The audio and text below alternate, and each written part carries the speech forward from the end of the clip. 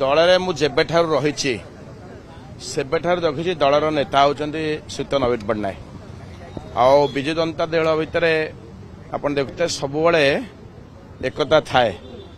ତେଣୁକରି କୌଣସି ଆମେ ଭାବିବା ଉଚିତ ନୁହେଁ ଯେ ଆମମାନଙ୍କ ଭିତରେ କିଛି ଭାବଭାଗ କି ବରିଷ୍ଠ ମାନେ ମିଳି ହେଉଛନ୍ତି କି କନିଷ୍ଠ ମାନେ ମିଳି ହେଉଛନ୍ତି। ସବୁବେଳେ ଆମେ ନେତାକୁ ସମ୍ମାନ ଦେଇଛୁ, ଏବେ ବି ଦଉଛୁ, ଦବୁ ମଧ୍ୟ ଭବିଷ୍ୟତରେ। ତେଣୁକରି ନବୀନ ପଟ୍ଟନାୟକ ଯୋଉଟା ଡିସିସନ ନେବେ ସେ ଡିସିସନ ଫାଇନାଲ। ସବୁବେଳେ ନବୀନ ବାବୁ ଦଳର ମୁଖ୍ୟ ଏବଂ ନବୀନ ବାବୁ ମଧ୍ୟ ସବୁବେଳେ ଇଏ କରନ୍ତି, ଦଳର ସମସ୍ତଙ୍କୁ ସମ୍ମାନ ଦିଅନ୍ତି।